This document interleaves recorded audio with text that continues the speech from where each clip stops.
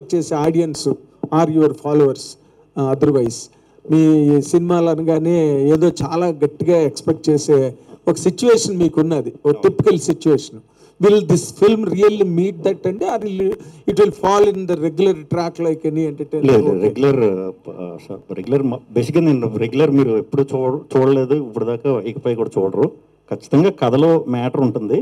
కాకపోతే దీనికి మేము ఎక్కువ ఎక్సైట్ అయింది ఏంటంటే, వన్స్ స్టార్ట్ అయిన తర్వాత షూట్ ఏదైతే ముందు ఎంటర్టైన్మెంట్ ఎక్కువ ఇద్దాం అనుకున్నామో, సింగిల్ అనేది మ్యాక్సిమం అందరూ అది ఫేస్ చేసే ముందుకెళ్తారు. ఇప్పుడు ఒక ఏజ్లో అందరూ సింగిల్గా ఉంటారు, అట్లీస్ట్ వాళ్ళు ఆలోచిస్తారు సింగిల్గా ఉన్నందుకు ఎందుకున్నాం ఏంటని. ఆ ప్రాబ్లమ్స్ ఇప్పుడు ఉన్నాయండి. అవి 80s బ్యాచ్ రిప్రజెంట్ చేసేది ఒక ఆయన ఉన్నారు, 90s బ్యాచ్ రిప్రజెంట్ చేసేది ఒకళ్ళు ఉన్నారు, జెన్జీ పిల్లలు కూడా ఉన్నారు.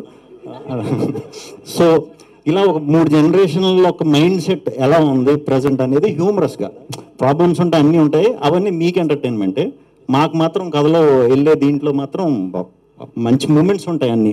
కాకపోతే ఏడవటాలు లేకపోతే ఎమోషనల్ అవి తక్కువ ఉంటాయి అన్నమాట. మీకు మాత్రం చూసినంతసేపు మాకు అది ఏది జరుగుతున్నా మీరు కనెక్ట్ అవుతూనే ఉంటారు, నవ్వుతూనే ఉంటారు. ఎందుకంటే మీరు ఎక్కడో మీలోనో లేకపోతే మీతో, మీ ఫ్రెండ్తో, మీ బ్రదర్తో ఎవరో ఒకరిది జనం నుంచి వచ్చిన స్టోరీ అండి ఇది. సో మన క్యారెక్టర్లు, బయట ఉండే క్యారెక్టర్లు, రెగ్యులర్ క్యారెక్టర్లు, సినిమాటిక్ హీరోయిజం ఆ క్యారెక్టర్లు కాదు. సో అందుకే చాలా ఈజీగా అందరికీ కనెక్ట్ అవుతుంది, నవ్వుకుంటారు.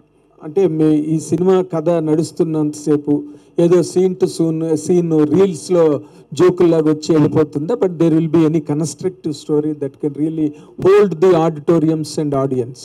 100% హోల్డ్ ఉంటుందండి. 100% స్టోరీ అంతా చాలా హోల్డ్ ఉంటుంది. కొత్త స్క్రీన్ ప్లే ఉంటుంది, కొత్త ఫినిషింగ్ ఉంటుంది, అన్నీ కొత్తగానే ఉంటాయి. రెగ్యులర్ అయితే ఏమి ఉండదు.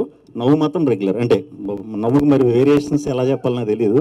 నవ్వు మాత్రం నవ్వుతారు, గట్టిగా నవ్వుతారు, పగలబడి నవ్వుతారు, దుల్లి నవ్వుతారు. నవ్వులు రకాలు దిల్ల చూపిస్తారు. And I wish all the very best మీ అందరికీ కూడా. Thank you. ఈ సినిమా పెద్ద హిట్ అవ్వాలని, గీతా ఆర్ట్స్కి మరొక ఫెదర్ ఇన్ ది క్యాప్ అవ్వాలని కోరుకున్నాం. Thank you very much.